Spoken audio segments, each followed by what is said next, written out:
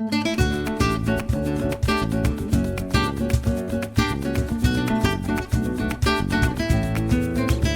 매주 화요일 이 시간은 라디오 닥터 준비되어 있습니다. 여름철 손상된 피부 관리에 대해서 오늘 이야기 나눠보려고 하는데요. 최용수 피부과 최용수 원장님 모셨습니다. 안녕하세요. 안녕하십니까. 네, 반갑습니다. 여름철 야외 활동을 많이 하다 보니까요, 후유증이 발생을 합니다. 가장 신경 많이 쓰고 또 고민이 되는 게 아무래도 자외선에 의한 후유증일 것 같아요. 원장님, 어떤 증상들이 있을까요? 네, 여름철 야외 활동 후에 일광 화상을 굉장히 많이 입습니다. 그리고 햇빛에 의해서 여러 가지 알레르기 질환들이 생겨가지고 고생하시는 분들도 굉장히 많습니다. 기미 잡티 같은 이런 그 색소 질환도 생기고 또 악화되는 그런 그 고민하시는 분들이 많은데, 이런 그 후유증들이 생기면 가급적 빨리 정상화시키는 것이 좋습니다. 그리고 그 햇빛 때문에 특히 그 피부 진피에 분포한 콜라겐들이 손상이 되어서 각노화가 생기는데요. 이 피부 탄력이 많이 떨어지고 또 주름이 많이 생기는 원인이 되니까 휴가 후에 피부를 어떻게 관리하느냐, 이것이 굉장히 중요합니다. 어떻게 관리를 하면 되나요? 네, 일단 그 일광 화상을 입었으면은 이 피부 세포의 DNA 손상이 많이 되는데요. 그래서 빨리 회복을 시켜주는 게 좋습니다. 일광 화상을 입게 되면은 찬물수건이나 얼음 찜질을 해서 피부를 진정시키고, 또 차갑게 한 그 소염 화장수 같은 걸 끄지에 묻혀서 이 피부에 한 3-4분 정도 올려놓고 두드려주면 좋습니다. 물집이 이제 생기는 경우가 있는데, 이런 경우에는 너무 무리하게 물집을 터뜨리거나 각질을 제거하게 되면은 염증이 생길 수 있으니까 주의해야 합니다. 일광 화상은 또 보면은 이제 잠복기가 있는데, 햇빛을 많이 받았을 때 즉시 증상이 나타나는 것이 아니고, 보통 이제 잠복기로 6시간 정도 지나면 이제 점점 이제 증상이 나타나서 뜨거워지고 이렇게 되는데, 이럴 때 그 6시간 전이라도 본인이 이제 햇빛에 많이 노출되었다 싶으면 바로 얼음 찜질이나 이런 그 열을 식혀주는 것이 좋습니다. 네. 잠복 기간이 있다는 게 굉장히 신기하네요. 네네. 그러면, 처음에는 네. 이제 모르게 이렇게 햇빛에 많이 됐는데 아무 증상이 없으니까 네. 그냥 아무 처치도 안 하고 자고 일어나면 다음날 따가워서 통증도 생기고 이래서 네. 고생을 많이 하게 됩니다. 그렇군요. 근데 이렇게 일광 화상을 입지 않도록 좀 예방할 수 있는 방법은 없나요? 네, 아무래도 이제 야외 활동할 때 자외선 차단제를 일단 많이 평상시 쓰도록 그렇게 하는 것이 굉장히 좋습니다. 네. 그런데 이 자외선 차단제도 자기 자신의 그 피부에 맞는 그런 제품들이 있는데요. 예를 들면 이제 건성 피부라면은 조금 그 피부에 그 이 유분이 부족하기 때문에 크림 타입이나 이런 타입이 좋고, 또 이제 지성 피부라면은 유분기가 적은 그런 그 소프트한 느낌의 로션 타입 이런 선크림이 좋습니다. 네. 보통 그 자외선 차단제는 아무래도 바를 때 야외 활동하기 전에 한 30분 전에 발랐다가 수시로 또 3시간 간격으로 더 발라주는 것이 좋은데요. 이 크림 타입이 이제 자외선 차단력이 더 뛰어나기 때문에 이 크림 타입을 먼저 바르고, 야외 활동이 많다면 이제 스프레이 타입으로 보조적으로 계속 뿌려주면서 이렇게 해주는 것이 좋겠습니다. 네. 저 같은 경우도 올여름에 휴가 갔다 왔더니 기미 잡티가 진짜 많이 늘었어요.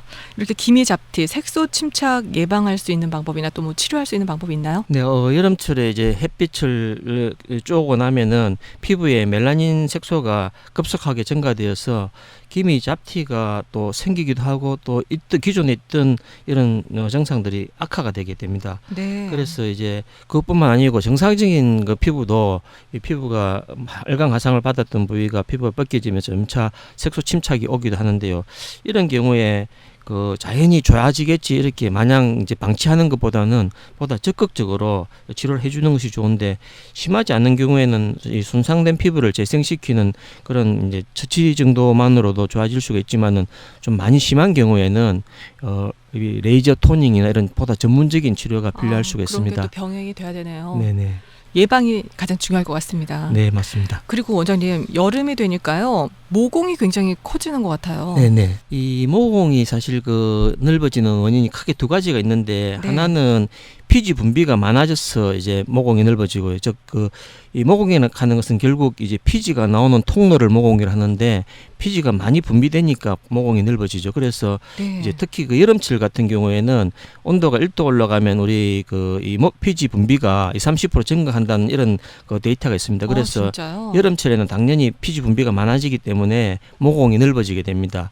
그다음에 이제 두 번째 원인은 이제 이 모공을 조여주는 그 피부 콜라겐 조직들 것들이 느슨해서 즉 피부가 노화가 되면은 네. 콜라겐 조직이 너무 없어지니까 슬픈 거네요. 네. 그래서 이제 모공이 늘어나는데 그래서 치료는 이제 결국은 이 피지 조절을 잘해주고 네. 그 다음에 이제 피부 탄력을 높이는 그런 여러 가지 이제 재생 관리나 또 탄력 치료, 레이저 치료 이런 것들을 함으로써 네. 이 여러 가지 노력을 해주면 모공이 좋아질 수가 있습니다. 그러네요. 노화 방지를 위한 여러 가지 노력을 좀 병행을 해야겠습니다. 그리고 또 여름철 손상받은 모발 또 두피 관리는 어떻게 해야 되는지 여름에 바다 물놀이를 해서 네네. 그런지 머리카락이 다 푸석푸석해요. 네네.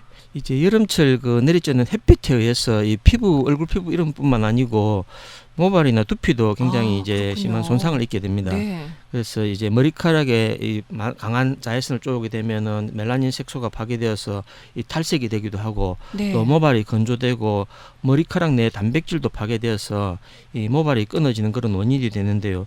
그래서 이제 두피용이나 모발용 그 자외선 차단제를 함유된 그런 제품들이 있습니다. 그런 제품을 이제 자주 발라주는 것이 좋고 또 아까 이야기하셨듯이 이제 그 소금물, 이렇게 바닷물 이런데 또 노출이 된다든지 또 이 수영장 같은 데 가면 락스물이잖아요. 소독약도 그렇죠? 이제 모발 두피에 손상을 줄 수 있으니까 수영을 하고 돌아오면은 꼭 네. 이 깨끗하게 머리를 깨끗이 감고 이 두피에 쌓인 노폐물이나 이런 것들을 잘 제거하는 것이 좋겠습니다. 그렇군요. 네.